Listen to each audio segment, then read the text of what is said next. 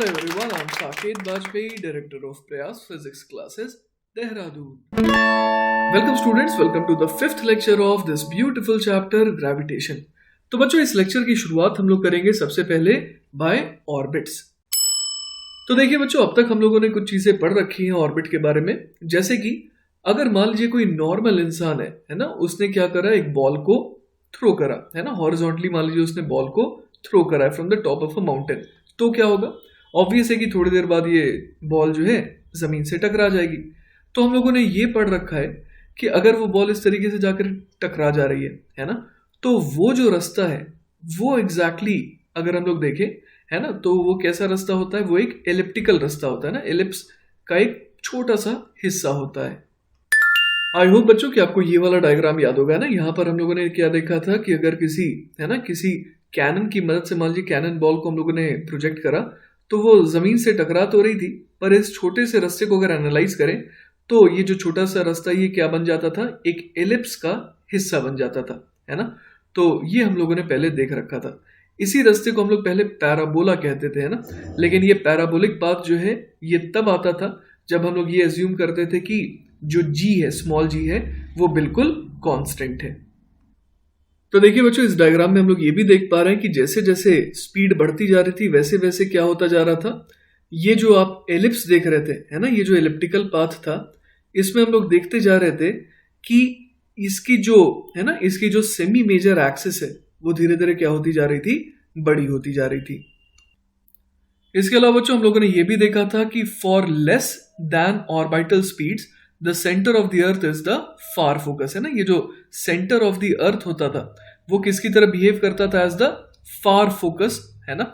अब एग्जैक्टली जब स्पीड कितनी हो जाती थी, 8 किलोमीटर पर सेकेंड है ना, close to the surface of the earth की अगर स्ट्रिक्टली बात करें तो एग्जैक्टली 8 किलोमीटर पर सेकेंड होने पर क्या होता था, ये सर्कुलर ऑर्बिट का रूप ले लेता था, और दोनों है ना, both foci are earth centre.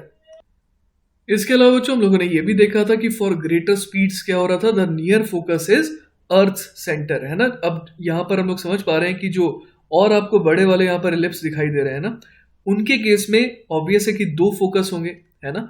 तो जो दो फोकस होंगे उनमें से जो पॉइंट ऑफ प्रोजेक्शन के पास वाला फोकस है वो एक्चुअली क्या बन जाता है, अर्थ का सेंटर, ठीक है ना। तो वही देखिए बच्चों, यहां पर भी शो हो रहा है ना। यहां पर हम लोग को सबसे पहले दिखाया गया कि ये जो ए वाला रास्ता है ना, ये किसके लिए है, अगर ये जो सुपरमैन है, अब सुपरमैन की जरूरत इसलिए पड़ रही है क्योंकि हमें बहुत हाई स्पीड पे फेंकना है ना। हम लोग तो नॉर्मल इंसान है, हम लोग तो नहीं फेंक पाएंगे इतनी हाई स्पीड पे, तो हम लोगों ने बुलाया मिस्टर सुपरमैन को। तो अगर ये साहब 8 किलोमीटर पर सेकेंड से फेंक दें हॉरिजॉन्टली, तो क्या होगा, तो ये होगा कि ये सर्कुलर ऑर्बिट में आ जाएगा है ना। अगर उसने और स्पीड हाई कर दी तो क्या होगा, आइए देखते हैं। और स्पीड अगर हाई कर दी तो it will take an elliptical orbit and return in a slightly longer time. पहले उसे आने में लगभग 90 मिनट लगते थे, और अब आने में ऑब्वियस है कि इससे थोड़ा सा ज्यादा टाइम लगेगा है ना, क्योंकि हम लोगों ने ये पढ़ा है कि T square is proportional to a cube. तो जैसे जैसे हम लोग देख रहे हैं कि स्पीड बढ़ रही है वैसे वैसे यहाँ पर हम लोग देख पा रहे हैं कि ये जो सेमी मेजर एक्सिस है ना, वो भी क्या होती जा रही है, ज्यादा होती जा रही है, ठीक है। और जितनी ज्यादा होगी सेमी मेजर एक्सिस, उतना ही ज्यादा क्या होगा, टाइम पीरियड भी होगा है ना। चलिए बच्चों, तो हम लोग सबसे पहले ना सबसे सिंपलेस्ट केस की बात करते हैं ना। मान लीजिए इसने इस बॉल को सिंपली ड्रॉप किया होता तो क्या होता। तो हम लोग यहाँ पर अगर स्ट्रिक्टली स्पीकिंग है ना, स्मॉल जी को अगर मैं यहाँ पर कांस्टेंट नहीं एज्यूम करते हुए बात करूं तो मैं क्या बोलूंगा कि ये जो सैटेलाइट है या फिर ये जो बॉल है वो कैसे मूव करेगी, it will move in a straight line, और उसका एक्सेलरेशन कैसा होगा, वेरिएबल होगा है ना। क्योंकि हम लोग जानते हैं कि जैसे जैसे वो अर्थ की सरफेस के पास आएगा वैसे वैसे जी की वैल्यू क्या होती जाएगी, बढ़ती जाएगी है ना। Mechanical energy of projectile will be conserved at all points of path है ना। तो जैसे जैसे वो नीचे फॉल करेगा वैसे वैसे उसकी स्पीड बढ़ेगी और पोटेंशियल एनर्जी क्या होती जाएगी, कम होती जाएगी, ठीक है। अब बच्चों हम लोग बात करते हैं सेकंड केस की है ना। सेकंड केस में क्या हो रहा है, अगर जो स्पीड है वो लेस देन वी नॉट हो। वी नॉट हम लोग किससे कह रहे हैं, वी नॉट हम लोग उस स्पीड को कह रहे हैं जिस स्पीड पे क्या होगा, वो ए वाले रास्ते को फॉलो करेगी, मतलब उसका रास्ता जब सर्कुलर हो जाएगा। तो उस स्पीड से अगर कम स्पीड हो तो क्या होगा, हम लोगों ने देखा था कि पाथ जो है उसका एलिप्टिकल होगा है ना। वो जो पार्टिकल है it will strike with Earth surface और the point of projection will be the apogee of ellipse. है ना, यहाँ पर हम लोग समझ पा रहे हैं कि जो पॉइंट है ना, जिस पॉइंट से प्रोजेक्ट किया गया, तो उसके लिए ये जो अर्थ का सेंटर है ना, वो किसकी तरह रोल प्ले करेगा? वो रोल प्ले करेगा एज द फार फोकस, है ना, इस तरीके का रास्ता होगा ना, हम लोग जैसे समझ सकते हैं। तो इस केस में हम लोग क्या कह सकते हैं कि जो अर्थ का सेंटर है ना, it will play the role of the far focus, है ना, और इस वजह से हम लोग क्या कहेंगे कि जो पॉइंट ऑफ प्रोजेक्शन है वो क्या बन जाएगा? एपोजी ऑफ एलिप्स, और ये वाला पॉइंट बन जाएगा, है ना, ये जो दूसरा एक्सट्रीम है ये कहलाएगा पेरीजी, है ना, और पॉइंट ऑफ प्रोजेक्शन क्या बन जाएगा? Apogee of the ellipse. अब बच्चों अगर हम लोग बात करें कि स्पीड एग्जैक्टली कितनी हो जाए, v नॉट, है ना, तो जैसा हम लोगों ने ऑलरेडी डिस्कस करा है, उसकी ट्रेजेक्ट्री यहाँ पर a से डिनोट हो जाएगी, है ना। The motion will be circular और the necessary centripetal force is provided by gravitational force of earth upon satellite, मतलब सैटेलाइट मतलब ये जो बॉल है ना। The orbital velocity is also known as first cosmic velocity, ये इसका नाम दिया गया है। चलिए बच्चों, तो अब हम लोग बात करते हैं एक ऐसे स्पीड की जो कि क्या है, जो कि √gm/r से ज्यादा है, लेकिन एक खास स्पीड ve जिसको हम लोग आगे कहने वाले हैं एस्केप वेलोसिटी, जो कि होती है √2gm/r, उससे कम है। ठीक है, तो फिलहाल देखते हैं कि क्या होता है अगर √gm/r से ज्यादा स्पीड हो लेकिन √2gm/r से कम स्पीड हो, तो क्या होता है। In this case the path will be elliptical. तो आप कहेंगे कौन सी बड़ी बात हो गई, पहले भी तो एलिप्टिकल हुआ करता था, लेकिन इस बार जो है जो एलिप्स बनेगा उसमें फर्क है। इस बार ये होगा कि जो पॉइंट ऑफ प्रोजेक्शन है ना, वो क्या बन जाएगा? पेरीजी ऑफ द एलिप्स बन जाएगा। जैसे कि आप इन बड़े एलिप्स को देखिए ना, जैसे ये जो बी वाला रास्ता है ना, आप इस बी वाले रास्ते को देखिए, तो यहां पर आप समझ पा रहे हो कि इस एलिप्स के ऑब्वियस है कि दो फोकस होंगे।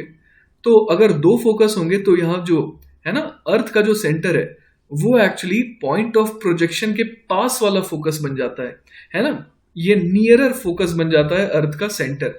तो इस वजह से जो पॉइंट ऑफ प्रोजेक्शन है वो क्या कहलाएगा? वो कहलाएगा पेरीजी, और जो दूसरा एक्सट्रीम है ना, ये वाला पॉइंट, ये क्या कहलाएगा? ये कहलाएगा एपोजी। ठीक है, तो बच्चों अब हम लोग बात करते हैं जब स्पीड एग्जैक्टली कितनी हो, एस्केप वेलोसिटी के बराबर हो, है ना। तो एस्केप वेलोसिटी जैसा कि आप नाम से समझ रहे हैं कि क्या होता है कि अगर इतनी स्पीड देंगे ना, तो जो पार्टिकल है it will escape from earth's gravitational field. ठीक है, the speed will become zero at infinity. अगर एग्जैक्टली आप इसे एस्केप वेलोसिटी देते हैं जो कि आती है √2gm/r के बराबर, और इस एस्केप वेलोसिटी का एक और नाम है सेकेंड कॉस्मिक वेलोसिटी। और इस बार ऑब्वियस है कि रास्ता एलिप्टिकल तो नहीं हो सकता है, क्योंकि एलिप्टिकल रास्ता तो एक क्लोज्ड रास्ता होता है ना। तो अगर इसे एस्केप करना है तो इस बार जो रास्ता होगा वो कैसा होगा? पैराबोलिक पाथ होगा। अब ये डिराइव करते हैं कि ये √2gm/r ये टर्म आया कहां से।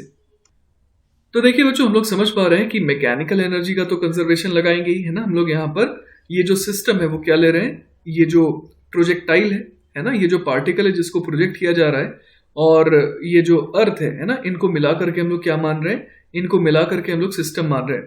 तो शुरुआत में सिस्टम की मैकेनिकल एनर्जी कितनी थी? ½ mve², है ना, हम लोग एस्केप वेलोसिटी से फेंक रहे थे। और उसके अलावा पोटेंशियल एनर्जी कितनी हो जाएगी सिस्टम की? -G∠M⁻r के बराबर। ठीक है, तो अब देखिए हम लोग क्या चाहते हैं कि ये जो पार्टिकल है ये जस्ट किसी तरह एस्केप कर जाए अर्थ के ग्रेविटेशनल फील्ड को, मतलब इतना दूर चला जाए कि हम लोग क्या कह सकते हैं बड़े आराम से कि अब जो है ये दोनों वाइडली सेपरेटेड हैं, जिस वजह से पोटेंशियल एनर्जी कितनी आ जाए? 0 आ जाए। और हम लोग चाहते हैं कि जस्ट ये एस्केप कर जाए ना। तो आप ऐसे समझिए कि मान लीजिए कोई कंपटीशन है, कोई रेस है, तो उसमें एक इंसान ने दौड़ लगाई। अब यहां पर मान लीजिए फिनिश लाइन है, मैं बस एक एग्जांपल दे रहा हूं कि कैसे आप इसे समझ सकते हैं ना। तो मान लीजिए ये फिनिश लाइन है ना, तो यहां पर जो है इस इंसान को पहुंचना है। तो मान लीजिए किसी तरह, है ना, किसी तरह यहां तक किसी तरह रोते रोते पहुंच गया, है ना। अब इसके आगे ये नहीं जा पा रहा है, तो बिल्कुल ये जस्ट किसी तरह अगर फिनिशिंग लाइन तक पहुंचा है तो हम लोग कहेंगे कि यहां पर इसकी स्पीड क्या हो गई? 0 हो गई। मतलब ये लास्ट कदम इसने फिनिशिंग लाइन पर रखा है। तो बच्चों ऐसा ही कुछ समझ सकते हैं आप, जब हम लोग उसको पार्टिकल को एग्जैक्टली एस्केप वेलोसिटी देते हैं ना, तब हम लोग मान के चलते हैं कि वो जस्ट इन्फिनिटी तक पहुंचा है। उससे कम स्पीड देंगे तो क्या होगा, वो इन्फिनिटी के जस्ट पहले से ही वापस आ जाएगा, है ना। तो उसका रास्ता पैराबोलिक के बजाय एलिप्टिकल रहेगा। लेकिन इस केस में क्या हो रहा है कि हम लोग जस्ट एस्केप वेलोसिटी की स्पीड दे रहे हैं, तो क्या हो रहा है, वो किसी तरह क्या पहुंच रहा है, कहाँ पहुंच रहा है, इन्फिनिटी पर पहुंच रहा है ना। उसके बाद तो फिर कोई दिक्कत नहीं है, वापस तो आएगा नहीं अब, है ना, क्योंकि अब इन्फिनिटी का मतलब क्या हो गया कि वो इतना ज्यादा दूर चला गया कि अब उसे अर्थ की ग्रेविटेशनल फील्ड फील नहीं हो रही है ना। मतलब अब ये दोनों परमानेंटली जुदा हो जाएंगे, अर्थ और पार्टिकल। तो इस वजह से बच्चों हम लोग यहाँ पर काइनेटिक एनर्जी को भी कितना लिख देंगे, 0 लिख देंगे। तो देखिए इसे सॉल्व करने पर क्या आ जाएगा, देखिए m से m यहाँ पर कैंसिल आउट हो जाएगा और ve बराबर कितना आ जा रहा है, under the root of twice of g capital M upon capital R, है ना। यहाँ पर कैपिटल M है obviously mass of the earth और कैपिटल R है रेडियस ऑफ द अर्थ। तो इसी की जो वैल्यू है वो आती है 11.2 किलोमीटर्स पर सेकेंड, ठीक है। अब बच्चों बात करते हैं हम लोग आखिरी केस की, है ना। पिछले केस में हम लोगों ने सी वाला केस देखा था, है ना, जब उसकी स्पीड क्या थी, जब उसकी speed exactly under root 2gm upon R थी। अब हम लोग बात कर रहे हैं ये डी वाले रास्ते की, है ना। तो ये जो डी वाला रास्ता है ना बच्चों, ये एक्चुअली हाइपरबोलिक रास्ता है ना। ये जो रास्ता है ये कैसा है, हाइपरबोलिक है। इसमें क्या हो रहा है कि जो स्पीड है it is actually greater than escape velocity, है ना। तो इस बार आप समझ पा रहे हैं कि जो रनर है ना, जो रनर है वो आराम से फिनिश लाइन को क्रॉस करेगा, है ना, और फिनिश लाइन पर रुकेगा नहीं, इस बार इसको भी क्रॉस कर जाएगा विथ सम स्पीड, है ना।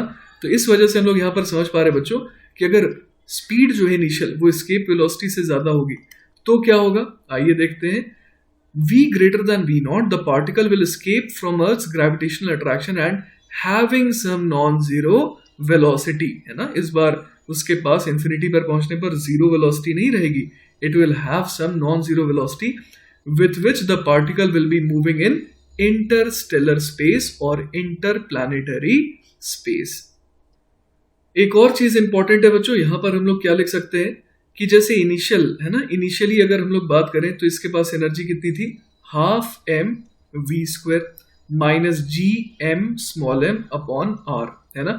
अब बाद में उसके पास एनर्जी कितनी हो गई, बाद में उसके पास कुछ काइनेटिक एनर्जी हो गई, हाफ एम वी डैश का स्क्वायर, और पोटेंशियल एनर्जी तो खैर जीरो हो गई क्योंकि वो एस्केप कर गया अर्थ की ग्रेविटेशनल फील्ड को। तो हम लोग देख पा रहे हैं कि जो टोटल एनर्जी इसे मिली शुरुआत में ना, जो इसके पास शुरुआत में टोटल एनर्जी थी वो कैसी थी, ग्रेटर देन जीरो थी, क्योंकि half M V dash square वाला टर्म है ना, ये तो ऑब्वियस है कि ये कैसा होगा, ये कुछ पॉजिटिव ही होगा। तो टोटल एनर्जी कैसी है, ग्रेटर देन जीरो है। तो इस चीज को बच्चों आप ध्यान रख सकते हैं, है ना, कि total energy greater than zero होने का मतलब क्या हो गया कि अब जो सिस्टम है वो बाउंड नहीं रहेगा, है ना। तो इस बार जो सिस्टम है वो कैसा हो जाएगा, अनबाउंड, है ना। इसलिए यहां पर देख पा रहे हैं कि पार्टिकल और अर्थ है ना, ये दोनों अब जुड़े हुए नहीं रहेंगे, ठीक है। चलिए बच्चों, तो now let's try to understand the topic weightlessness.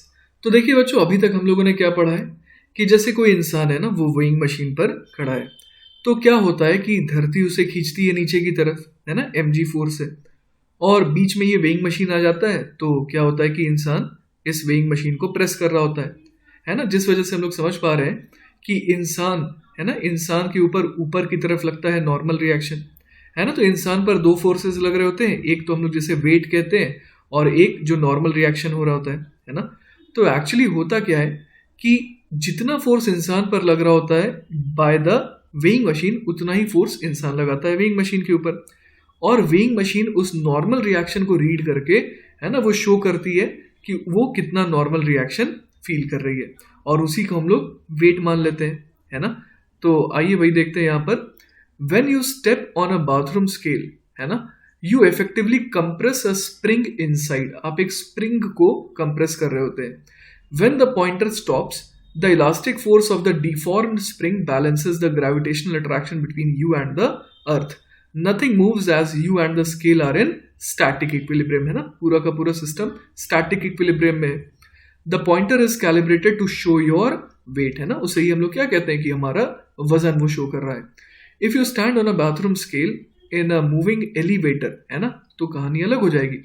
you will find variations in your weight. If the elevator accelerates upward, the springs inside the bathroom scale are more compressed and your weight reading is greater, है ना। आइए इस diagram में हम लोग देख सकते हैं यहाँ पर, है ना। इस डायग्राम में देखिए हम लोग यहाँ पर क्या देख पा रहे हैं कि एक तो जब ये एलिवेटर रुका हुआ है ना, तब आपको बिल्कुल आपका नॉर्मल वेट शो हो रहा है।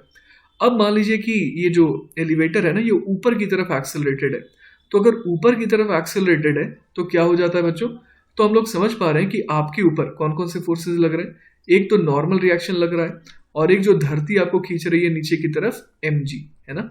तो हम लोग क्या दिखा सकते हैं यहाँ पर कि n minus M G is equal to ma।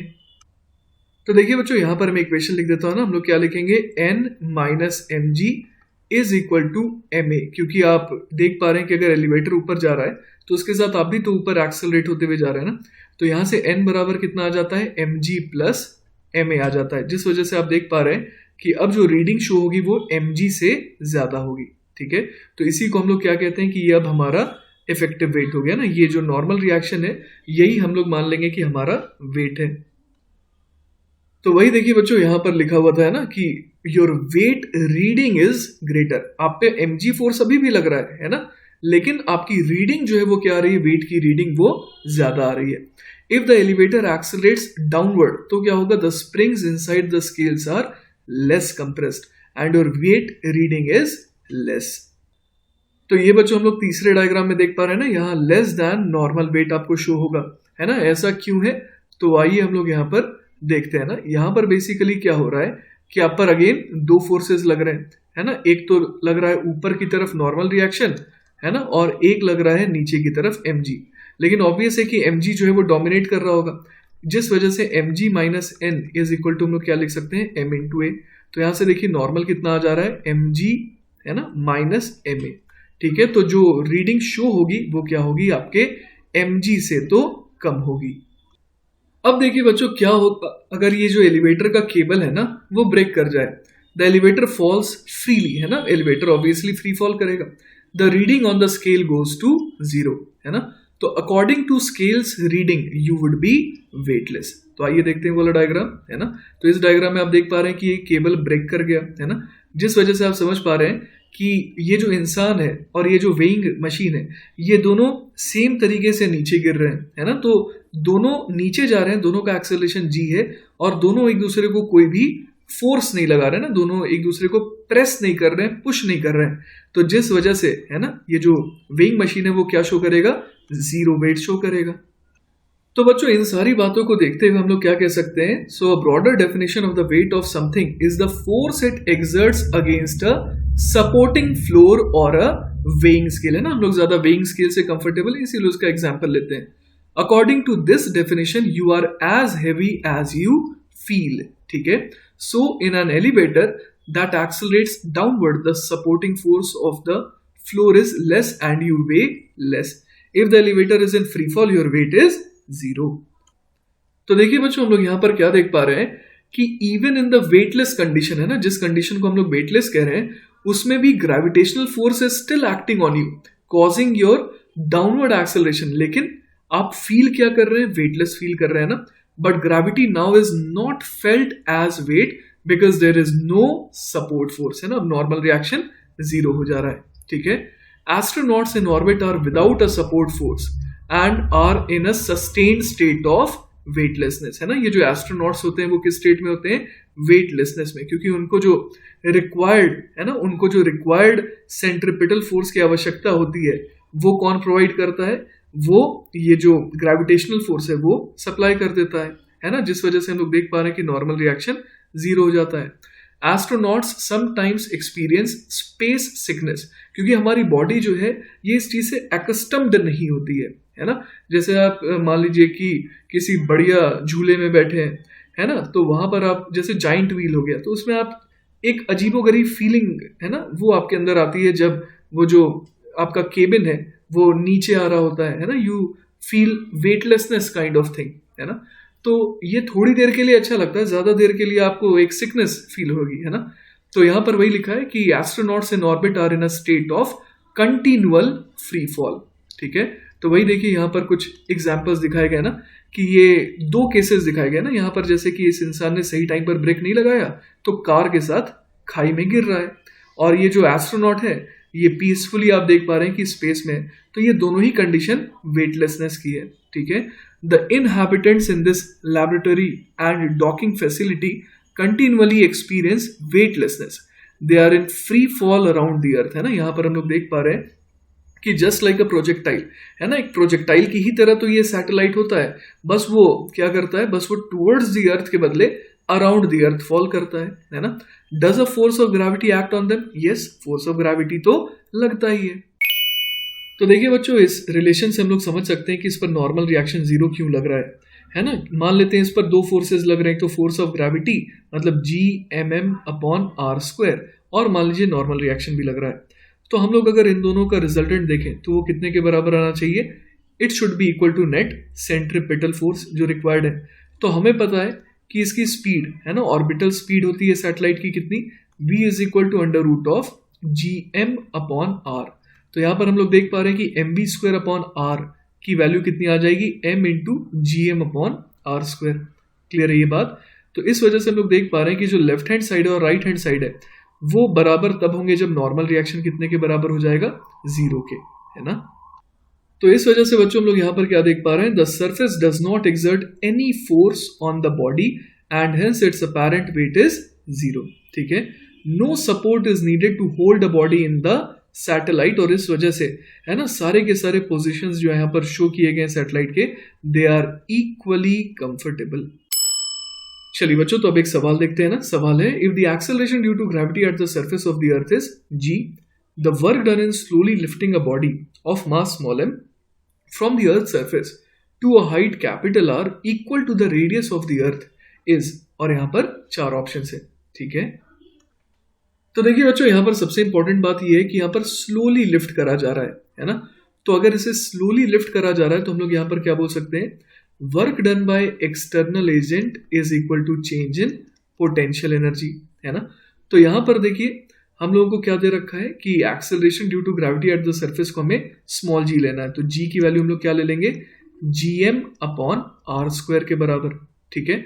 तो एक तो ये इक्वेशन हो गई और एक ये इक्वेशन हो गई। अब देखिए कहाँ से कहाँ ले जाना है इस स्मॉल m मास वाले बॉडी को, इसे ले जाना है from the earth surface to a height capital R equal to the radius of the अर्थ।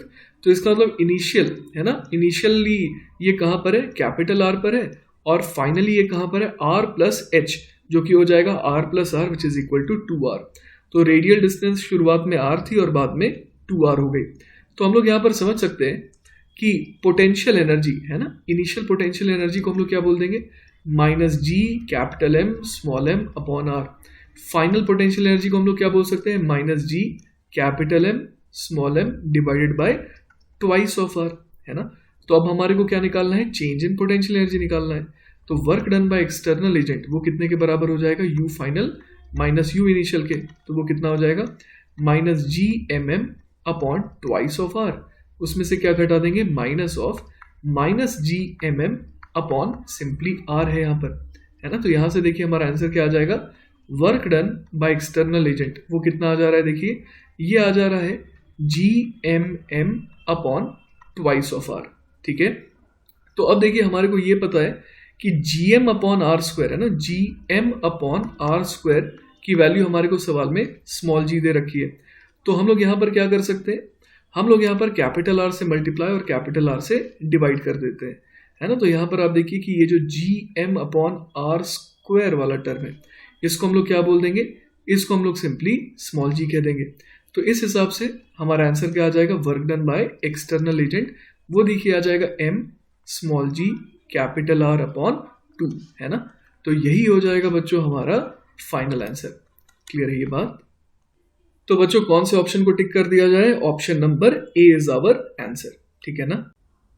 चलिए बच्चों, तो नेक्स्ट सवाल देखते हैं। अगला सवाल है, a person brings a mass of 1 kilogram from infinity to a point A, ठीक है। Initially the mass was at rest but it moves at a speed of 2 meters per second as it reaches A. The work done by the person on the mass is -3 joule. अब हमें क्या बताना है, we have to find the potential at point A. तो देखिए बच्चों यहाँ पर क्या हो रहा है, मान लेते हैं यहाँ पर इन्फिनिटी है ना। तो इन्फिनिटी से 1 किलोग्राम के मास को, है ना, लाया जा रहा है कहां पर, पॉइंट ए पर, ठीक है। अब यहां पर देखिए क्या दिया हुआ है कि इनिशियली जो 1 kg का मास था उसकी स्पीड क्या थी, उसकी स्पीड थी 0। लेकिन जब ए पॉइंट पर ये पहुंचा तो इसकी स्पीड कितनी हो गई, इसकी स्पीड जो है वो हो गई 2 मीटर्स पर सेकेंड। और साथ ही साथ हमारे को ये दिया हुआ है कि work done by this external agent, है ना, ये जो work done by the person है वो कितना है, वो -3 जूल है, ठीक है। तो देखिए बच्चों यहां पर हम लोग क्या लगा सकते हैं, हम लोग यहां पर बोल सकते हैं कि work done bye an external agent वो क्या करता है, वो सिस्टम की मैकेनिकल एनर्जी को क्या कर देता है, चेंज कर देता है कि नहीं। तो यहां पर हम लोग देख सकते हैं कि सिस्टम की मैकेनिकल एनर्जी में कैसे चेंज आएगा, तो डेल्टा के ई प्लस डेल्टा पीई लिख देते हैं, ठीक है। तो एक्सटर्नल एजेंट ने कितना वर्क डन किया, तो उन्होंने करा -3 जूल का, तो वो किसके बराबर आ जाएगा, पहले तो चेंज इन काइनेटिक एनर्जी लिख देते हैं। तो पहले काइनेटिक एनर्जी 0 थी, बाद में हो गई half into M into V का स्क्वायर, तो यही चेंज आ गया काइनेटिक एनर्जी में। अब क्या लिख दें, पोटेंशियल एनर्जी में चेंज, है ना। तो यहां पर हम लोग क्या लिख सकते हैं, मास जो है ना, मास कितना है, 1 किलोग्राम है, ठीक है। तो हम लोग चेंज इन पोटेंशियल एनर्जी को यहां पर किस तरीके से लिख सकते हैं, तो बच्चों डेल्टा पीई हो जाएगा mass multiplied by delta we, है ना। तो हम लोग यहां पर क्या लिख सकते हैं, -3 जूल इज इक्वल टू, ये कितना हो जाएगा, 4/2 इज 2, और यहां पर क्या लिख देंगे, मास तो 1 है मल्टीप्लाइड बाय वी फाइनल हो जाएगा V A minus we infinity, है ना। इन्फिनिटी के पोटेंशियल को तो हम लोग 0 असाइन कर देते हैं, है ना।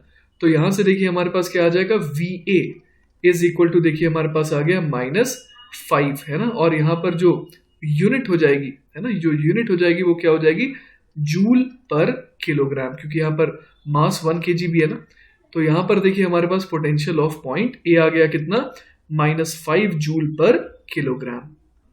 तो देखिए बच्चों इस सवाल का जवाब क्या हो जाएगा, option number C which is -5 joule per kilogram. Alright, चलिए बच्चों तो नेक्स्ट सवाल है, find the minimum colatitude which can directly receive a signal from a geostationary satellite. तो देखिए बच्चों हम लोगों ने पढ़ रखा है जियो स्टेशनरी सैटेलाइट के बारे में, है ना। और हम लोग जानते हैं कि अगर ये सेंटर ऑफ द अर्थ है ना, ये मान लीजिए ओ पॉइंट है, तो अगर यहां पर ये जियो स्टेशनरी सैटेलाइट है ना, इस जी पॉइंट पर, तो हम लोग देख पा रहे हैं कि ओ और जी के बीच में दूरी लगभग कितनी होती थी, it was around 7 times the radius of the earth. Clear है ये बात। तो अगर हम लोग इस तरीके से यहाँ पर टेंजेंट्स ड्रॉ करें ना, तो आप देख पा रहे हैं कि यहाँ पर ये जो लेंथ है ये तो रेडियस ऑफ द अर्थ है ना। तो ये यहाँ पर आर हो जाएगा, ये 7r हो जाएगा और ये 90 डिग्री हो जाएगा। तो हम लोगों से देखिए क्या पूछा गया है, what find the minimum colatitude which can directly receive a signal from a geostationary satellite. तो देखिए बच्चों आपको ध्यान होगा कि अगर कोल एटीट्यूड की हम लोग बात करें ना, तो कोल एटीट्यूड यहाँ पर ये वाला एंगल हो जाएगा ना, इस एंगल थीटा को हम लोग कोल एटीट्यूड कहते हैं। तो ये एंगल आप समझ पा रहे हैं कि मिनिमम यहां पर होगा ना, इस पॉइंट पर। तो हम लोग देख पा रहे हैं एक्चुअली कि मिनिमम कोल एटीट्यूड, है ना, मिनिमम कोल एटीट्यूड ये थीटा हो जाएगा सच दैट कि ये वाला पॉइंट जो है ना, ये पॉइंट लेटर से इसका नाम पी है।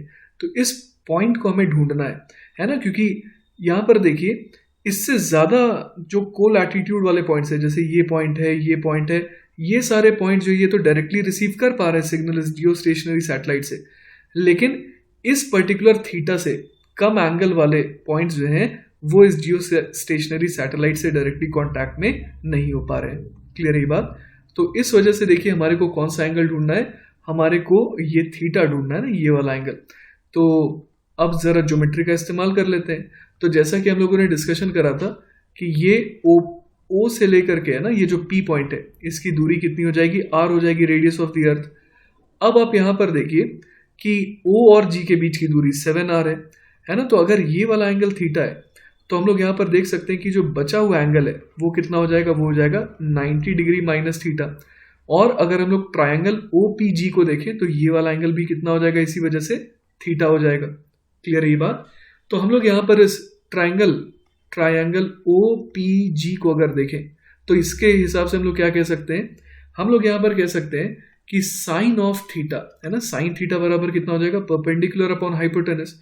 तो साइन थीटा हो जाएगा आर है ना अपॉन 7r।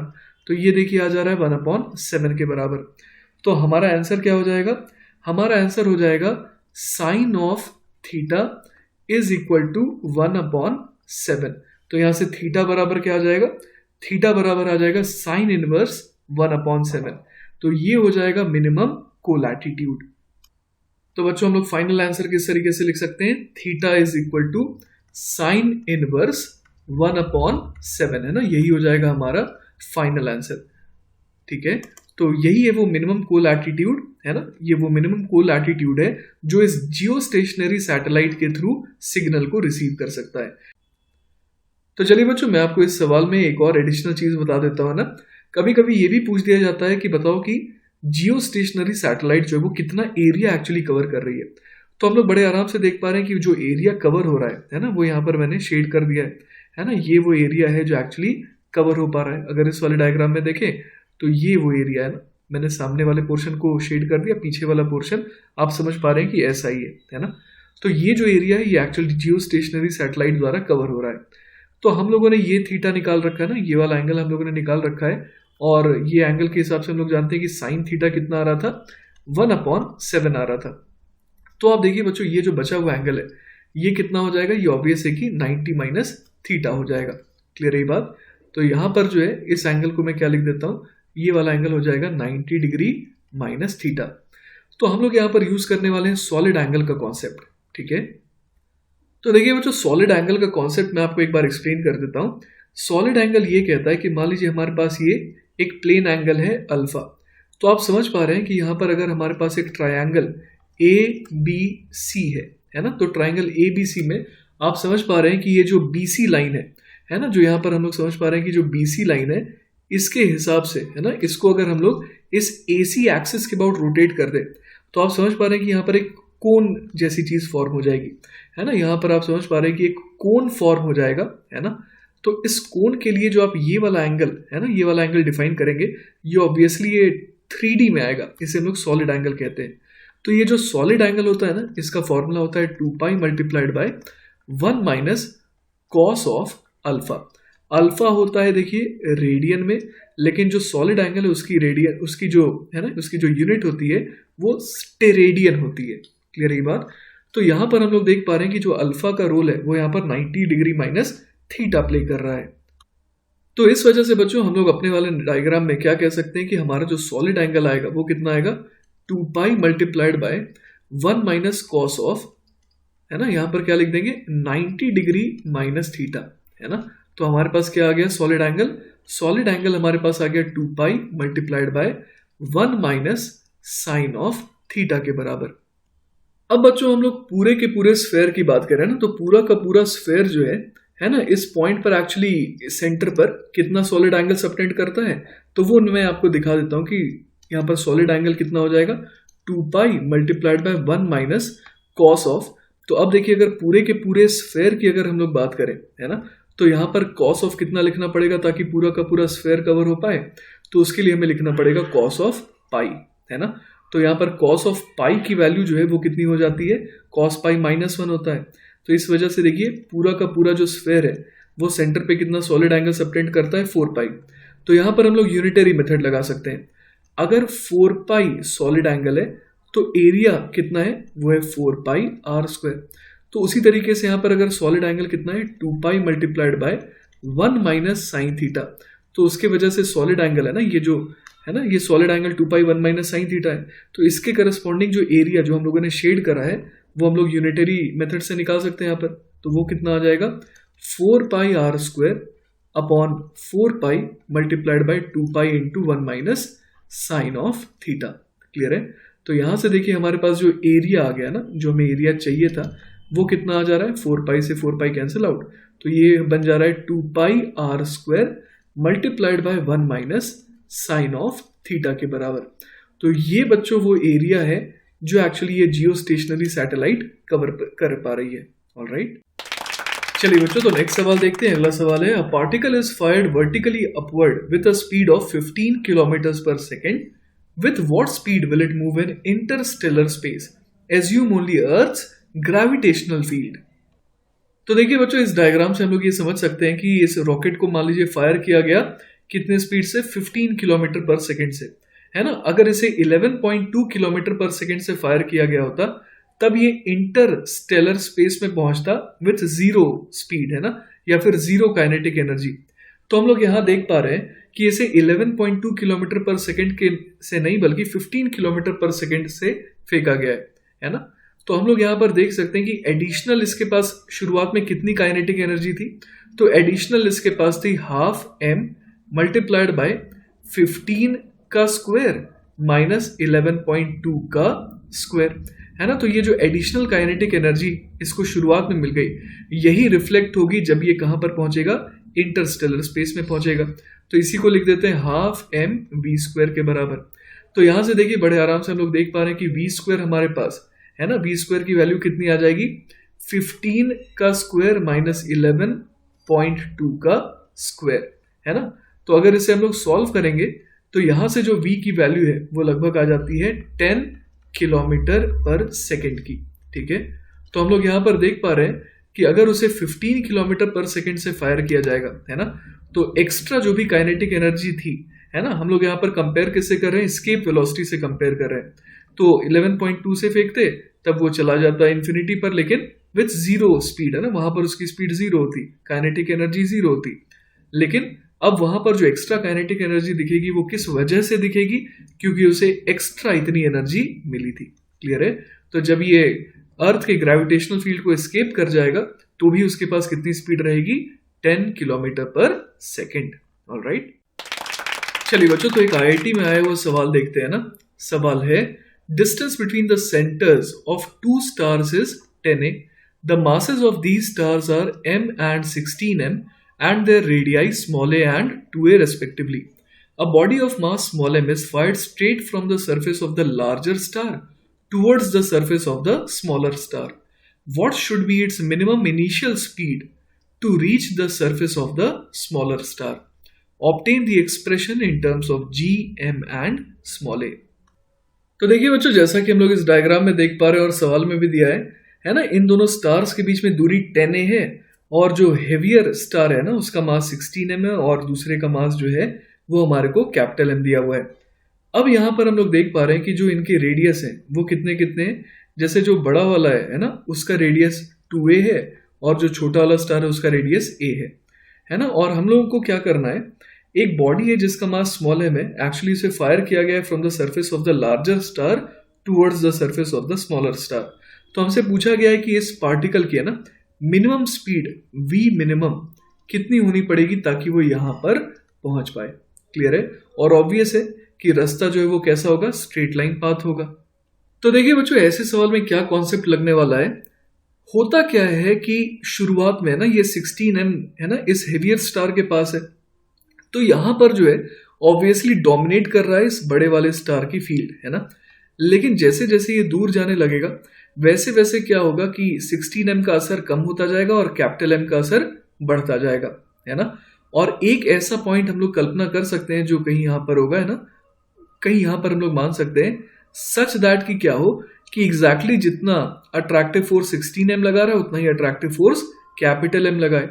तो इस जगह तक अगर हम लोग पहुंचा देंगे इसे, तो उसके बाद आप समझिए कि अगर इसके पास थोड़ी भी स्पीड रही तो ऑटोमेटिकली कैपिटल M इसे अपनी तरफ खींच लेगा। तो हमारा मोटिव क्या है बच्चों कि हम लोग इसे एक ऐसी लोकेशन तक पहुंचा दें जहां पर 16m और कैपिटल M, है ना, इन दोनों का पुल A और B स्टार का पुल क्या रहे, सेम रहे। और इस जगह पर इसकी स्पीड हम लोग क्या मान लेंगे कि ऑलमोस्ट, है ना, जस्ट इक्वल टू क्या हो जाए, जीरो हो जाए। क्योंकि थोड़ी भी ज्यादा स्पीड रही तो फिर ये कैपिटल M ये इसे ज्यादा फोर्स लगा करके खींच लेगा। क्लियर है ये स्ट्रैटेजी। तो बच्चों मान लेते हैं कि वो जो पॉइंट है ना वो कहां पर है, वो x डिस्टेंस, रेडियल डिस्टेंस दूर है 16m वाले से और y डिस्टेंस दूर है कैपिटल M वाले से। ठीक है। तो इस जगह पर सबसे पहले हम लोग ये मेक श्योर करना चाहते हैं कि यहाँ पर जो फील्ड हो, है ना, वो जीरो हो, नेट फील्ड जीरो। तो 16m की वजह से यहाँ पर फील्ड का मैग्नीट्यूड कितना आएगा, तो वो आएगा g 16m अपॉन x का स्क्वायर। और इतना ही फील्ड का मैग्नीट्यूड होना चाहिए कैपिटल M की वजह से, तो यहाँ लिख देंगे g capital M upon y का स्क्वायर। क्लियर है ये बात। तो यहां से देखिए हमारे पास क्या आ जाएगा, कैपिटल M कैंसिल आउट हो गए, g से g कैंसिल आउट हो गया। तो यहां से देखिए x अपॉन y का होल स्क्वायर ये आ जा रहा है हमारे पास 16, मतलब x अपॉन y आ जा रहा है कितना, 4 आ जा रहा है। तो इसका मतलब x और y है ना, ये किस रेशियो में डिवाइडेड होने चाहिए? 4:1 में। तो इस रेशियो को हम लोग ऐसे भी समझ सकते हैं कि दिस इज 8:2। तो इसका मतलब x जो है वो कितना है? वो 8:2 है ना, x अपॉन वाई ये कितना है? 8:2 होगा। तो बड़े आराम से हम लोग, चूंकि डिस्टेंस 10 दे रखी है, तो हम लोग समझ पा रहे हैं कि x की वैल्यू और y की वैल्यू कितनी कितनी हो जाएगी? x की वैल्यू होनी पड़ेगी 8a और y की वैल्यू होनी पड़ेगी 2a के बराबर। तो अब बच्चों हम लोग ये चाहते हैं कि यहां पर है ना, ये जो पार्टिकल है ये जब यहां पर पहुंच जाए तो उसके पास कितनी स्पीड हो जाए? जस्ट जीरो हो जाए ना, v जो है वो ऑलमोस्ट टेंडिंग टू जीरो हो जाए। तो हम लोग यहाँ पर एनर्जी कंजर्वेशन लगा सकते हैं, है ना, बहुत केयरफुली यहाँ पर अभी हम लोग एनर्जी कंजर्वेशन लगाने वाले हैं। ठीक है, तो जैसा कि हम लोग देख पा रहे हैं इनिशियली, है ना, इनिशियली कैप ये जो स्मॉल एम है उसकी लोकेशन हम लोग देख पा रहे हैं ना, ये 16 m के बिल्कुल सरफेस पर है। तो शुरुआत में इसके पास कितनी पोटेंशियल एनर्जी होगी? तो यहाँ पर हम लोग बोल देते हैं कि इसके पास पोटेंशियल एनर्जी होगी -g 16m small M upon, इसका रेडियस हमें पता है कि ये 2a है ना, तो यहाँ पर 2a लिख देंगे। ठीक है, और इसके अलावा एक और यहाँ पर कैपिटल एम की वजह से भी यहाँ पर पोटेंशियल एनर्जी आ जाएगी, है ना, तो यहाँ पर क्या लिख देंगे? -g small M capital M upon, अब सेंटर से लेकर के स्मॉल एम के बीच की दूरी कितनी हो जाएगी? तो देखिए हम लोग देख पा रहे हैं कि ये पूरी की पूरी लाइन 10a के बराबर है, उसमें से 2a घटा देंगे तो ये 8a हो जाएगा। क्लियर है ये बात? और इसके अलावा इसको मान लीजिए हम लोग काइनेटिक एनर्जी प्रोवाइड करेंगे, तो वो लिख देते हैं half small M v minimum का स्क्वायर। अब ये किसके बराबर आ जाएगा? तो ये बराबर आ जाना चाहिए उस समय के मैकेनिकल एनर्जी के जब ये स्मॉल एम यहाँ पर आ गया है। तो इस समय काइनेटिक एनर्जी तो जीरो है, लेकिन पोटेंशियल एनर्जी कितनी हो जाएगी? तो वो हम लोग लिख सकते हैं -g 16m small M upon 8a, है ना, ये 16m और स्मॉल एम की इंटरेक्शन पोटेंशियल एनर्जी। और अब इसमें क्या ऐड कर देंगे? इसमें ऐड करेंगे -g, है ना, capital M small m upon, इन दोनों के बीच की दूरी हो जाएगी ट्वाइस ऑफ ए। ठीक है, तो चलिए इसे सॉल्व करके डायरेक्टली हमारा आंसर आ जाएगा, है ना। तो चलिए बच्चों इस इक्वेशन को सॉल्व करते हैं। यहाँ पर हम लोग देख पा रहे हैं कि स्मॉल m जो है ना वो हर जगह से क्या हो जा रहा है? कैंसिल आउट हो जा रहा है। ठीक है, तो यहाँ पर देखिए हाफ v मिनिमम का स्क्वायर, है ना, ये किस में कन्वर्ट हो जा रहा है? आप देखिए इधर आ जाएगा -g, है ना, -g capital M upon small a, है ना। In fact -g capital M upon small a को हम लोग कॉमन ले सकते हैं ना, तो यहाँ पर क्या आ जाएगा? पहला टर्म हो जाएगा यहाँ पर 2, फिर उसमें ऐड कर देंगे क्या? इसमें हम लोग ऐड कर देंगे 1/2, फिर इधर से दो दो टर्म उधर जा रहे हैं, है ना, तो ये बन गया 2 और ये 8, है ना, तो यहाँ पर 8 आ जाएगा, तो ये माइनस उधर गया, तो ये क्या बन जाएगा उधर जाकर के प्लस, है ना, तो यहाँ पर हमें लिखना होगा -8। ठीक है, और इसी के साथ हमारे को यहाँ पर क्या लिखना होगा? -1/8। क्लियर है ये बात? तो यहाँ से देखिए हमारे पास हाफ v मिनिमम का स्क्वायर कुछ ऐसा आ रहा है, तो यहाँ से v मिनिमम का जो स्क्वायर है वो कितना आ जा रहा है? -2 of g capital M upon small a, और ये टर्म कितना बन जाएगा? तो आइए कैलकुलेट करते हैं। यहाँ पर हम लोग LCM जो है वो क्या ले सकते हैं? 8 ले सकते हैं ना, तो ये बन जाएगा 16 + 4 -64 -1 के बराबर। क्लियर है? तो यहाँ से देखिए v मिनिमम, है ना, v मिनिमम का स्क्वायर कितना आ जा रहा है? तो ये बन जाएगा -2 of gm upon small a, और इसको किससे मल्टीप्लाई करना पड़ेगा? तो चलिए इसे हम लोग सॉल्व करते हैं। तो यहाँ पर हो जाएगा 16 + 4 20, है ना, और इधर कितना आ गया? 20, और इधर -65, है ना, तो 20 - 65 जो है वो -45 हो जाएगा, तो यहाँ पर लिख देंगे -45/8। तो हम लोग यहाँ पर देख पा रहे हैं बच्चों कि v मिनिमम, है ना, v मिनिमम की वैल्यू कितनी आ जा रही है? तो 2 और ये 4, है ना, तो ये हो जाएगा 45 gm अपॉन 4a, इसका हमें लेना होगा रूट, है ना। तो अगर इसे और सिंप्लीफाई करना चाहें तो ये कन्वर्ट हो जाएगा, एक्चुअली हम लोग देख पा रहे हैं कि ये 9 × 5 होता है ना 45, और 2 2 = 4, तो 3/2 तो बाहर आ जाएंगे ना, और अंदर क्या रह जाएगा? अंदर देखिए रह जाएगा 5 g capital M upon small a। तो देखिए हमारा फाइनल जो आंसर आएगा वो क्या आ जाएगा? v मिनिमम, है ना, this should be actually equal to 3/2, और इधर आ जाएगा 5 gm अपॉन स्मॉल a। तो बच्चों this is our final answer, है ना, 3√5/2 √of gm अपॉन a। इतनी स्पीड से आप भेजेंगे तो क्या होगा, ये जस्ट क्या होगा, एक ऐसे पॉइंट तक पहुंच पाएगा जहां पर नेट फील्ड जीरो है, और उसके जस्ट आगे अगर ये गया तो उसे जो स्मॉलर स्टार है वो क्या करेगा, अपनी तरफ इजीली खींच लेगा। क्लियर है? चलिए बच्चों, तुम्हारा नेक्स्ट टॉपिक है gravitational binding energy. We have seen that if a particle of mass small m placed on the earth is given an energy half mu square is equal to gmm upon r, या फिर इससे ज्यादा, तो क्या होता है, वो अर्थ को एस्केप कर जाता है ना। तो आप देख पा रहे हैं कि अगर हाफ mu स्क्वायर जो है वो gmm अपॉन r से ज्यादा होगा तो पूरे सिस्टम की एनर्जी क्या हो जाएगी, वो पॉजिटिव हो जाएगी, है ना। तो इस वजह से हम लोग देख पा रहे हैं कि वो इजीली एस्केप कर जाता है ना, सिस्टम बाउंड फिर नहीं रहता है। The minimum energy needed to take the particle infinitely away from this earth is called the binding energy of the earth particle system. Clear है ये बात? तो इस एनर्जी को क्या नाम दिया गया है, binding energy of the earth particle system. तो इस तरीके से हम लोग क्या कह सकते हैं कि अर्थ पार्टिकल सिस्टम की बाइंडिंग एनर्जी कितनी है, GMM अपॉन R के बराबर।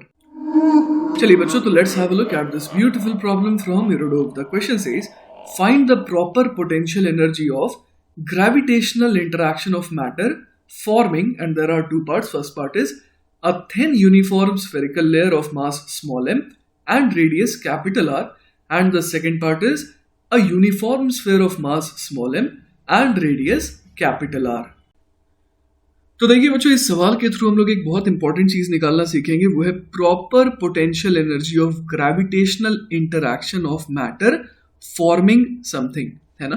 तो जैसे कि देखिए, मैं आपसे ये कहूं कि आप एक सिस्टम बनाइए, है ना, एक सिस्टम बनाइए जिसमें दो पार्टिकल्स हो, m1 हो और m2 हो, और उनके बीच में जो डिस्टेंस हो वो मान लीजिए कि हो r0, है ना। तो मैं आपसे ये पूछना चाह रहा हूं कि अगर ये सिस्टम बनेगी, है ना, तो इस सिस्टम के पास कितनी एनर्जी होगी।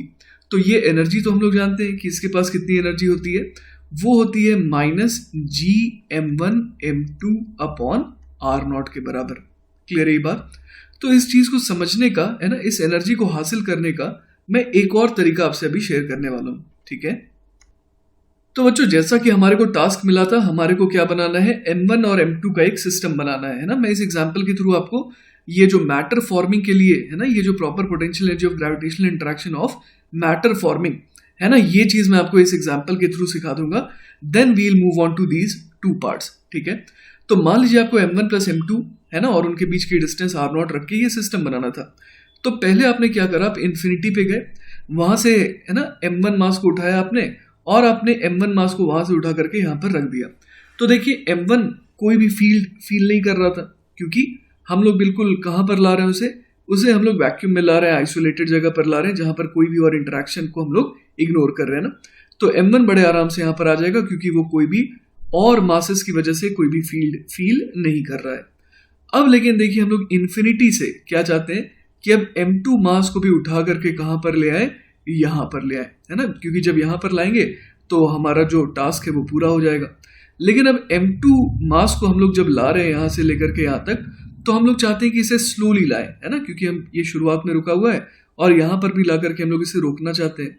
तो हम लोग क्या चाह रहे हैं कि इसे बिल्कुल स्लोली लाए, ताकि हम लोग मिनिमम वर्क परफॉर्म कर सकें। क्लियर है ये बात? तो जो हम लोग work done by external agent होगा, वही तो स्टोर हो जाता है किस फॉर्म में बच्चों, in the form of potential energy. शुरुआत में कुछ भी नहीं था तो पोटेंशियल एनर्जी नहीं था, बाद में पोटेंशियल एनर्जी आ जाएगा, ठीक है। तो हम लोग M2 को स्लोली यहाँ पर लाना चाह रहे हैं, है ना, ताकि क्या हो जाए, ये सिस्टम जो है ये फॉर्म हो जाए, ठीक है।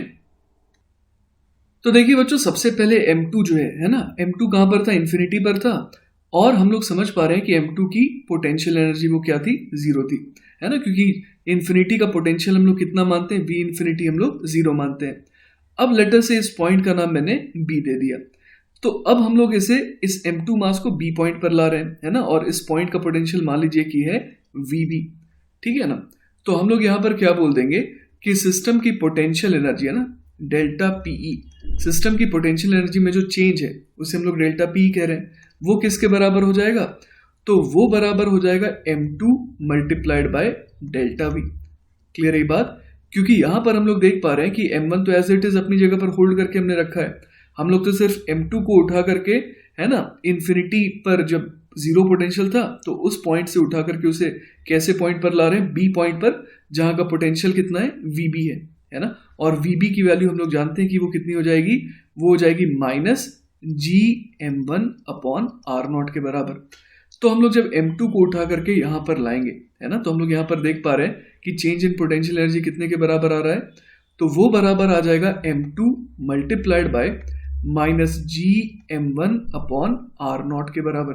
ठीक है, तो हम लोग देख पा रहे हैं यहाँ पर कि change in potential energy of the system कितनी आ गई, वो आ गई -GM1/M2/R0। क्लियर है ये बात। तो हम लोग समझ पा रहे हैं कि यही क्या हो जाएगी, यही हो जाएगी potential energy of the final combination, क्योंकि इनिशियली, है ना, इनिशियली हम लोग जानते हैं कि सिस्टम के पास कोई भी पोटेंशियल एनर्जी नहीं थी। तो आप देखिए कि जो पोटेंशियल एनर्जी यहाँ पर आ रही है उसको हम लोगों ने निकाला कैसे।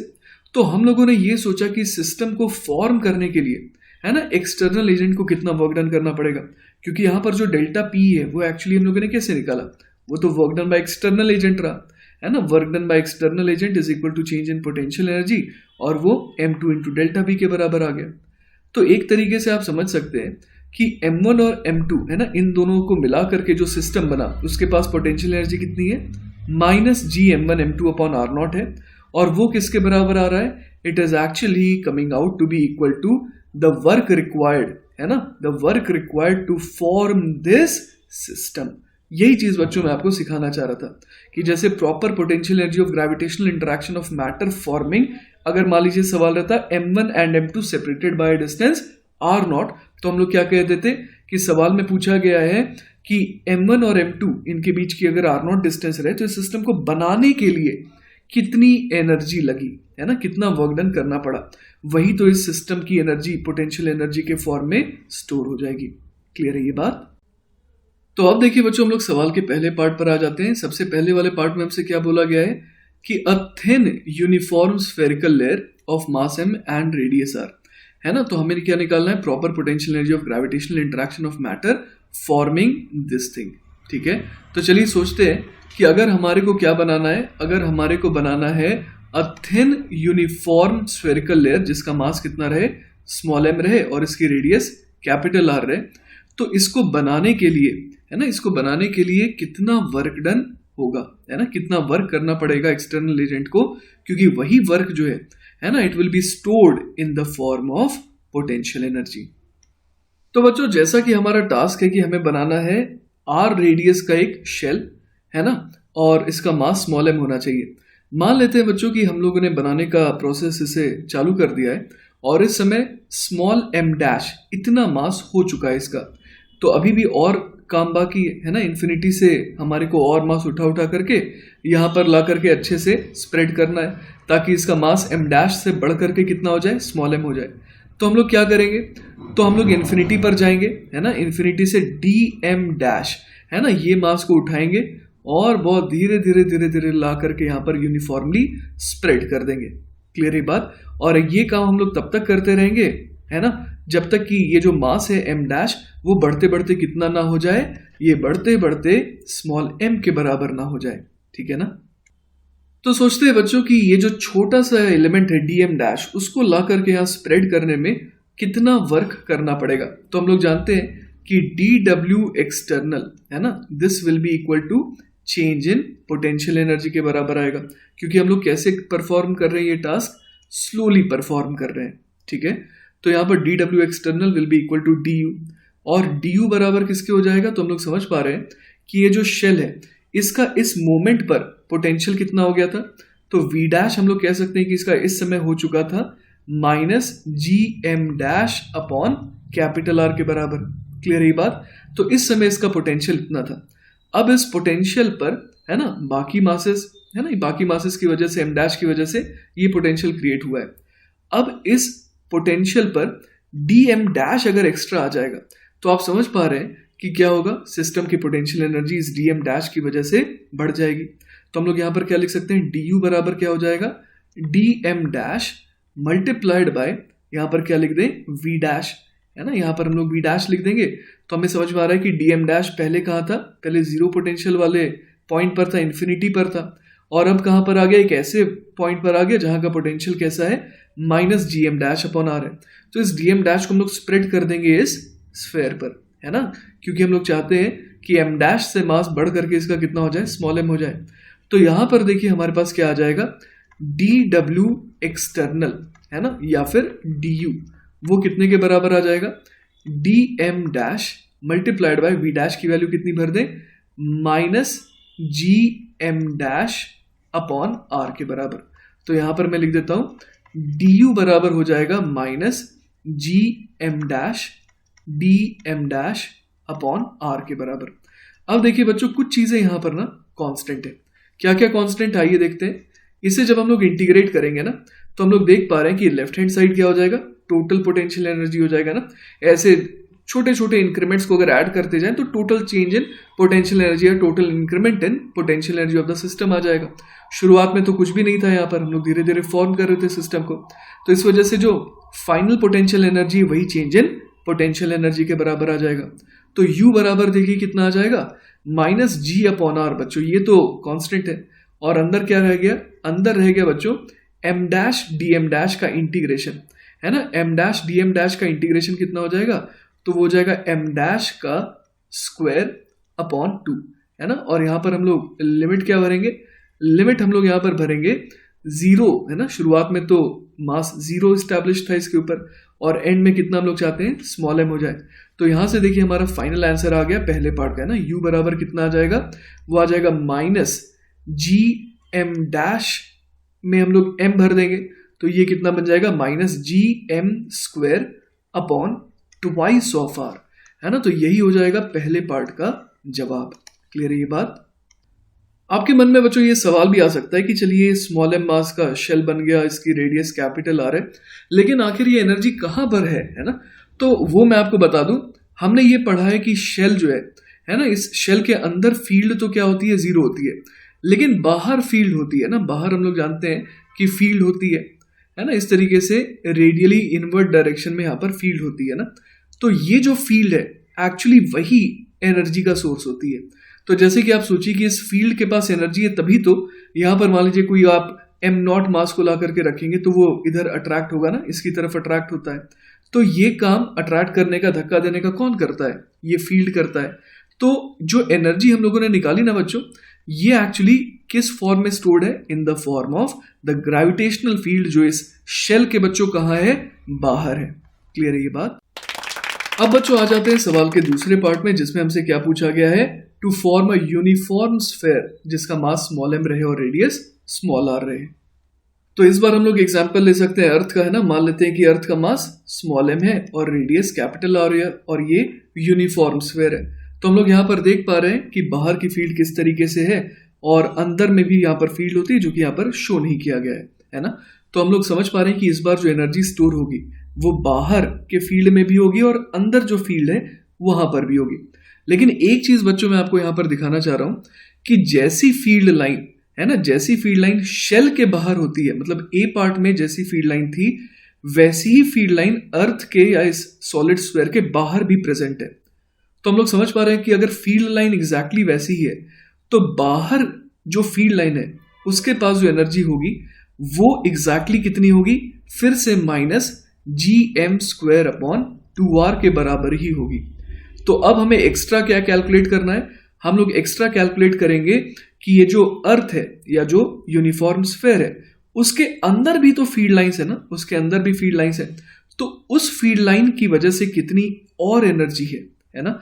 तो जब हम लोग टोटल ग्रेविटेशनल इंटरेक्शन है ना ऑफ मैटर फॉर्मिंग के लिए जो प्रॉपर पोटेंशियल एनर्जी फॉर्म निकालेंगे, तो वो जो एनर्जी आएगी वो क्या आएगी, बाहर के फील्ड की वजह से एनर्जी और अंदर के फील्ड की वजह से एनर्जी, दोनों का कॉम्बिनेशन आएगी। क्लियर है ये बात। तो बाहर के लिए मैं आपको ऑलरेडी एक आइडिया दे देता हूं कि बाहर की जो फील्ड है उसके पास कितनी एनर्जी रहेगी, minus G M square upon 2r रहेगी। ठीक है।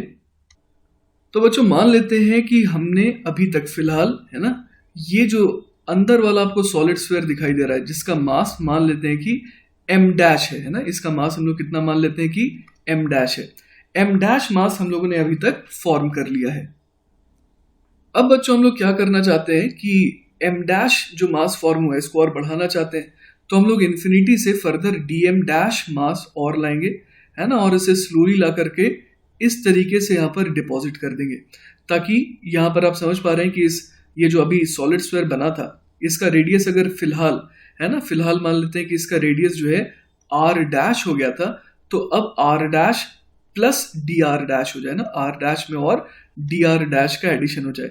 और ये हम लोग करते जाना चाहते हैं कब तक, जब तक कि, है ना, हम लोग क्या ना बना ले, एक यूनिफॉर्म स्क्वायर ना बना ले जिसका मास स्मॉल m हो जाए और रेडियस कैपिटल R हो जाए। ठीक है, तो सोचते हैं बच्चों कि dm डैश को उठा करके यहां पर ला करके स्प्रेड करने में कितना वर्क डन लगेगा। तो dw external would be equal to du के बराबर।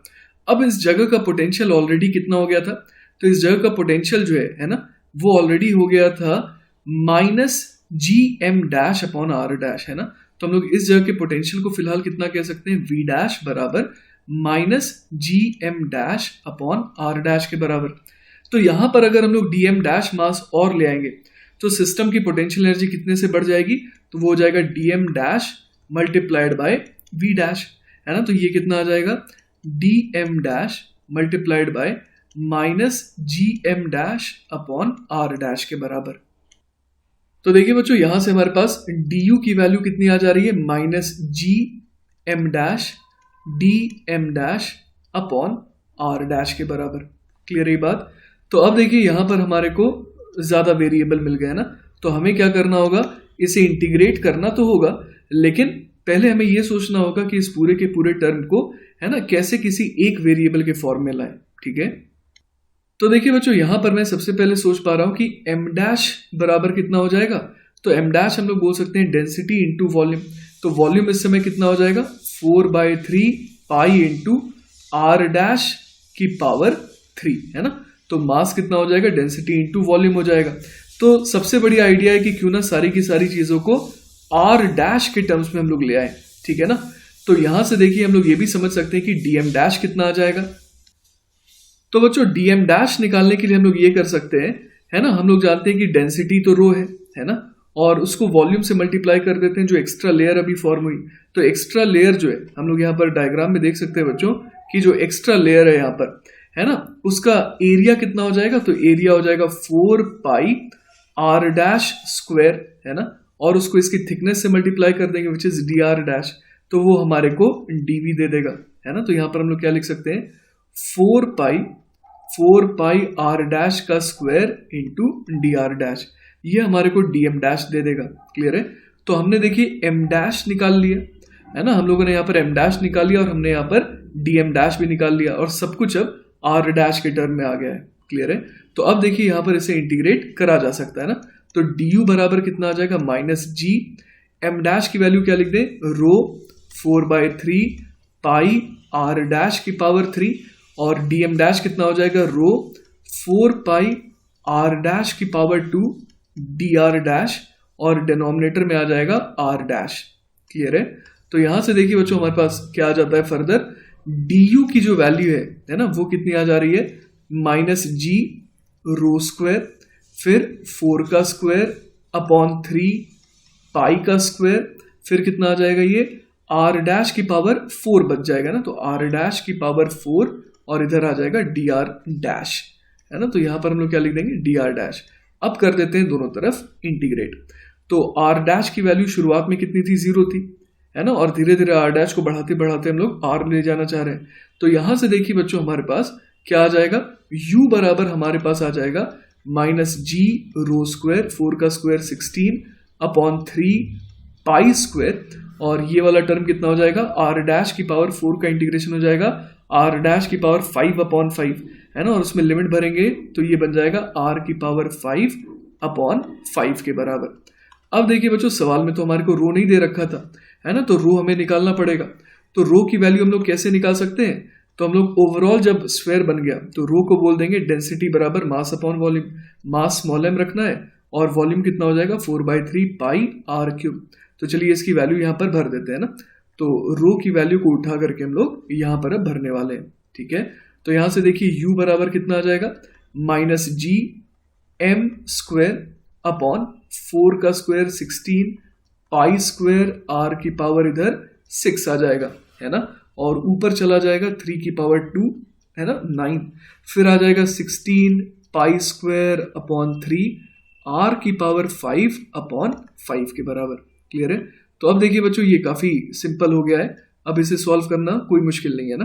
तो यहाँ पर हम लोग देख पा रहे हैं 16 से 16 cancel out, pi square cancel out, फिर देखिए 3 और इधर 3 है ना। तो u बराबर हमारे पास कितना आ गया, minus 3gm square upon 5 times small r, है ना। तो ये हो जाएगा हमारा फाइनल आंसर। क्लियर है ये बात? तो बच्चों ये जो एनर्जी आई है इसको हम लोग पोटेंशियल एनर्जी या फिर एक और नाम होता है इसका सेल्फ एनर्जी, है ना, ये भी इसका नाम होता है ना। तो इसे सेल्फ एनर्जी या फिर पोटेंशियल एनर्जी भी कहते हैं। और हमें पता है कि ये क्या आया है, ये जो वर्क रिक्वायर्ड है ना, to form this solid sphere, वो आया है। तो बच्चों जैसा कि मैंने आपको बताया था कि ये जो बाहर फील्ड है उसके पास एनर्जी कितनी होगी, minus gm square upon 2r, है ना। लेकिन हम लोगों ने अभी भी कैलकुलेट करा कि u टोटल कितना आ रहा है, u टोटल आ रहा है minus 3/5 gm square upon r। तो इसका मतलब हम लोग ये निकाल सकते हैं कि जो अंदर फील्ड है ना, स्फीयर के जो अंदर फील्ड है उसके पास कितनी एनर्जी है ना। तो यहाँ पर हम लोग u इनसाइड, है ना, u इनसाइड कितना कह सकते हैं, तो वो हो जाएगा टोटल में से ये बाहर वाले की एनर्जी को घटा देते हैं। तो यहाँ पर लिख देंगे gm स्क्वायर अपॉन r, है ना, minus gm square upon r, इसे कॉमन ले लेते हैं और यहाँ पर क्या लिख देंगे 3/5, है ना, 3/5 में से क्या घटा देंगे, 1/2 घटा देंगे। तो यहाँ से देखिए कितना आ जा रहा है, u इनसाइड, है ना, u इनसाइड हम लोग निकाल सकते हैं, ये आ जाएगा minus gm square upon small r, और इधर कितना आ जाएगा, डिनोमिनेटर में 10 आ जाएगा, और ये 6 माइनस 5 मतलब 1। तो हम लोग देख पा रहे हैं कि जो अंदर फील्ड है उसके पास एनर्जी कितनी हो गई, u इनसाइड की वैल्यू आ रही है minus gm square upon 10r। तो ये मैंने आपको एक एडिशनल चीज बता दी है कि किस तरीके से ये जो एनर्जी है उसका डिस्ट्रीब्यूशन होता है।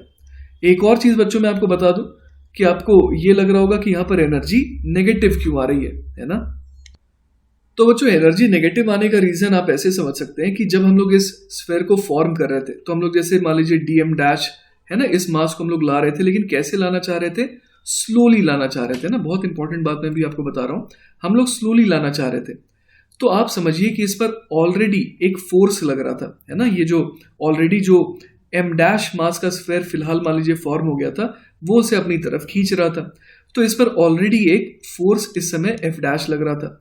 तो हमें इस पर फोर्स किस डायरेक्शन में लगाना पड़ रहा था, हमें इस पर फोर्स लगाना पड़ रहा था राइट डायरेक्शन में ना। तो F एक्सटर्नल जो है वो लग रहा था राइट डायरेक्शन में। मान लेते हैं कि मैं इसे स्ट्रेट लाइन पाथ के अलॉन्ग ला रहा था, तो इस एग्जाम्पल के थ्रू हम लोग देख सकते हैं कि फोर्स हमें राइट की तरफ लगाना पड़ रहा था ताकि ये एक्सेलरेट होके ना चिपक जाए अर्थ इस स्फीयर के साथ, है ना।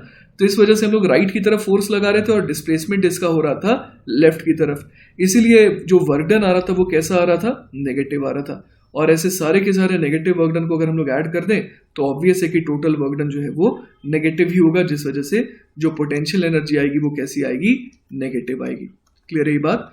तो आई होप कि आपको ये पूरा का पूरा सॉल्यूशन बहुत अच्छे से समझ में आया होगा। इन केस अगर कोई डाउट रह जाता है then feel free to contact me, I will be very happy to help you. Take care बच्चों, बाय बाय।